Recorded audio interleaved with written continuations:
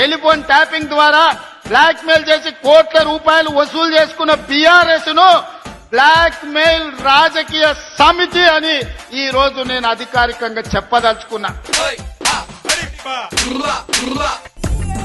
ఇక మున్సిపల్ ఎన్నికల్లో మన పార్టీ పరిస్థితి ఏమిరు? పక్కా మనమే గెలుస్తున్నాం బాపు. ఈ రేవంత్ ఏమో మన స్కామ్లన్నీ బయట పెడతాండు. జనానికి నిజం తెలిసిపోతే మనల్ని తరిమి తరిమి కొడతారు. ఏమైందిరో ఏడ్చుకుంటూ వచ్చినావు? ఏ ఏడుపు కాదు, మనం గెలుస్తున్నామని వచ్చే ఆనంద బాష్పాలు. నీకేమైనా ఇంగితం ఉన్నదా? మనల్ని జనం పొట్టు పొట్టు తిడుతున్నారు.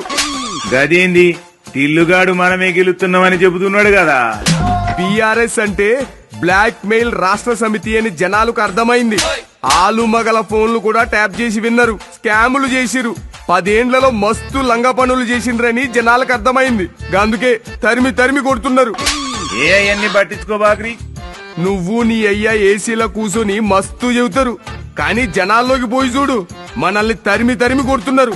మొన్న సిరిసిల్లలా నిన్ను, గజ్వేల్లో లంబుగాన్ని తరిమి కొట్టిరు. అయినా బుద్ధి రాలేదా? అరే ఊకో, ఏదో ఒకటి చేద్దాం. నీకో దండం, నీ పార్టీకో దండం. చెయ్.